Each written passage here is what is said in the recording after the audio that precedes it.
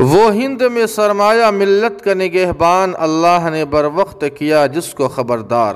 السلام علیکم ورحمۃ اللہ وبرکاتہ۔ محترم ناظرین، حضرت مولانا سید ارشد مدنی صاحب نے جمعیت علماء کی مجلس عاملہ کے اجلاس کے بعد بغیر کسی لاگ لپیٹ کے بہت ہی صریح اور جرأت مندانہ گفتگو کرتے ہوئے کہا کہ مسلمان احتجاج کرے تو دشمن اور اگنی ویر توڑ پھوڑ کرے تو اپنے۔ مولانا مدنی نے شدید رد عمل کا اظہار کرتے ہوئے پوچھا کہ عوامی املاک کو نقصان پہنچانے والے اگنی ویروں کے گھر کب مسمار ہوں گے؟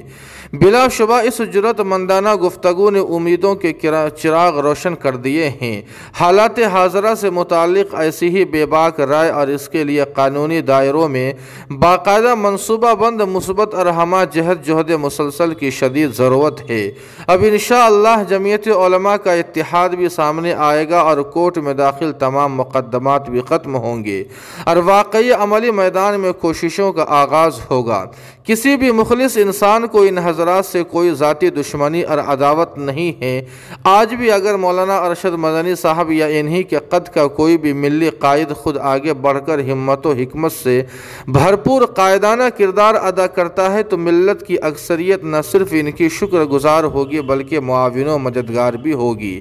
مولانا ارشد مدنی نے فی الحال اپنے بیان میں وہی پرانی باتیں نہیں دہرائی جن کو ہر جلسے میں سن کر لوگ تھک چکے تھے، اور نہ ہی بار بار حب الوطنی اور سیکولرزم کے حوالے سے اپنی وفاداریاں ثابت کرنے میں لگے رہے، کیونکہ ملک سے ہماری وفاداری اور یہاں کے دستور کی حفاظت کے لیے کی جانے والی کوششیں ساری دنیا کے سامنے بالکل عیاں اور ظاہر ہیں۔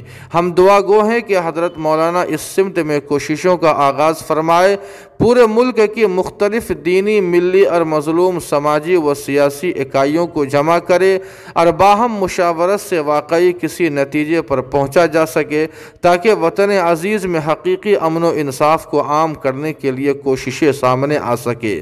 اگر ایسا ہوا تو واقعی یہ بیان ایک خوش آئند انقلاب کا مقدمہ کہلائے گا، ورنہ سخت افسوس کا مقام ہوگا۔ لیکن پہلے سے بدگمان ہونا اور مایوس ہونا ہرگز مناسب نہیں ہے۔ ہمیں امید ہے کہ خیر کے راستے انشاءاللہ وجود میں ضرور آئیں۔